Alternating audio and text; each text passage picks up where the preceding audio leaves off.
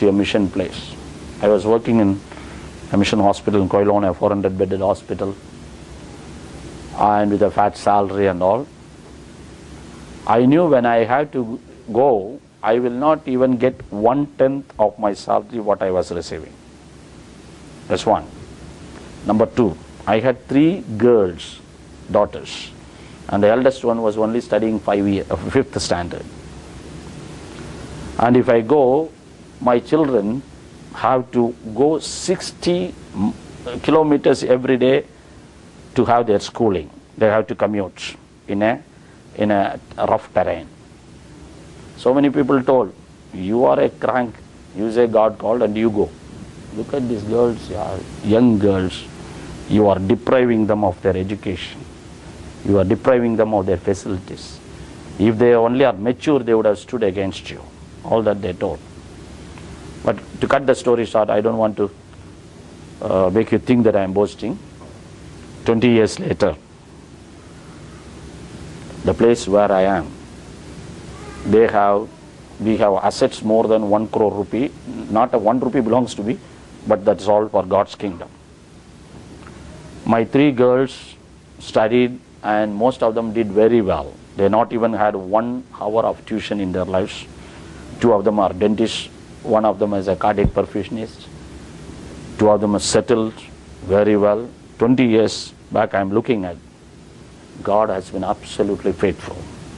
Not only with family, but with regards to what I should say, my service in the kingdom of God.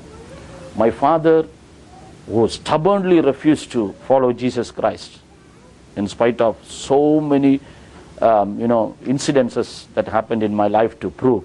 He said, no, I will die as a Hindu only. And when I decided to go for mission field, he simply fasted 3 days. He said, I will not eat food. You should not go. Already you have committed so much foolishness. Now you are taking these girls. You are going for doom. But then he came with me after 3 days. He was all furious with me. But after he came there only, when he was 87 years old, he accepted the Lord, took baptism, and died as a Christian. What I should say is, people say, I have sacrificed nothing. For what God has given, I have done nothing at all. See, he lived only 3 years after his baptism. 87th year he takes baptism. And God has been so faithful that my children are taken care of, my family has been taken care of, my father has been converted. I have a school for tribal children. I have a hostel in which 130 tribal children are studying. They are being given all food and education, everything free. Completely we are taking out. Above that we have more than 400 of the tribal believers there. Did I lose anything? No.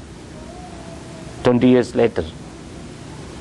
But if I started calculating on that day in 1989, Lord, what will I get? What will do with the children?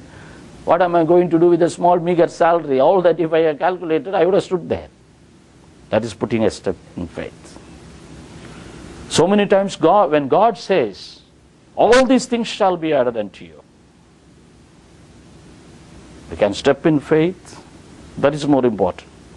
Imagine Eliezer is standing there. He has got his waist full of all the bangles, necklaces and everything, gold, silver, everything. And none of these girls know. That is why when the offer came, give me some water. That's what Eliezer said. What one girl would have said, oh, old fellows, they are always like that. Another girl would have told, oh, my mother asked me to come soon, I have to go. Third girl would have told, hey, if you give water, you will ask for the camels also. Better don't give. All that excuses would have come one by one and they would have gone. How many excuses we tell when we hear distinctly from God and He demands only things which you have, just because you don't see any immediate rewards? How many times we tell small excuses and walk away? But there comes a girl. You know, when you are given reward, everybody may do it. But when you are not given reward, that is where commitment comes. Now, Rebecca comes and gives water to Eliezer. Okay? How much water Eliezer can drink? Maximum 1 liter. No, 1 liter at a stretch. That is easy, very easy. You know, some people respond to God's word, God's call, by doing the easiest thing. What is the easiest thing? Teaching in Sunday school. What do they lose? Nothing. And they think they have done a big service. Or singing in the choir, or preaching when pastor was not there, or sometimes accompanying pastor for house visiting. All these small things. Not much demand. Not much demand on their time, on their pocket, on their money, on their mind. Nothing at all. Small things. They are very happy that they have done service. You see, so many believers, you ask them, you are a believer, what are you doing? Singing in the choir, I am preaching, some pastor is not there, I am the co-pastor, all that. You know what this looks like? Suppose a young man goes out in the morning and you ask him, hello, what's your job? My job? Morning I get up, wash my face, I brush my teeth, I put on shirt. If an young man tells all these things, what do you think? Hey, I'm not asking all these things. What's your job? But these are also jobs, isn't it? How do you reconcile to that? Exactly. Believers have to remember, don't ever be satisfied just because you have to do some things in your own church. That is not a ministry. If we don't, in our places we say, if we don't spread mats, people have to sit on the floor. If we don't sing songs, people have to hear a dry sermon and go. That's all. But this is your house, putting in order. Doing something within the four walls of the church is just like brushing your teeth and washing your face, dressing yourself up. Nothing more than that. Don't ever think this is ministry. Ministry has to have something, you know, demanded from you. Your time, your money, your energy, your strength, everything. And look here, when Eliezer asked for water and Rebecca was pouring water for him, after 1 liter he said enough. Now Rebecca looks at the camels and says, this fellow has mouth and he asks for water. That also has mouth, but they don't speak. But they are also coming in the desert. They must also be thirsty. They have not asked. Just because they have not asked, does it mean they don't have needs?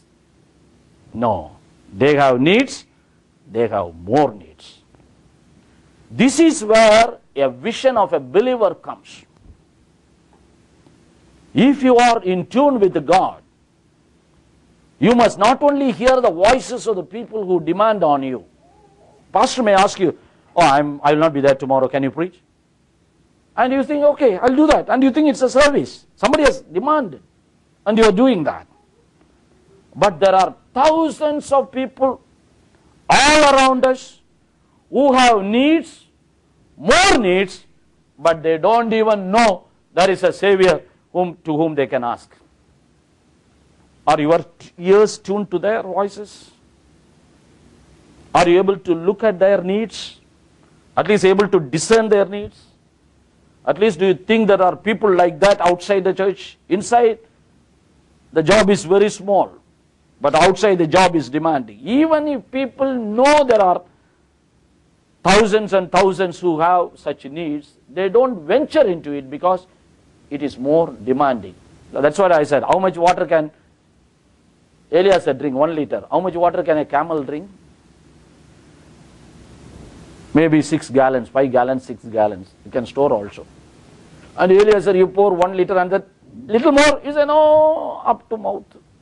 But camels, open the mouth. You pour. You pour. It can even store also. Till you see one, and there are not 1, but 10 camels. And those days, you don't take a camel and go to a gas station like that, like that, go. It's easy. What you have to do is, every time you go into the well and drop water. That's tough. Those days, I don't think there were pulleys also. They have to get down into the water, take a jar, pour a camel, 1. Go on pouring 10 camels. Tough job. That is why so many people don't venture into it.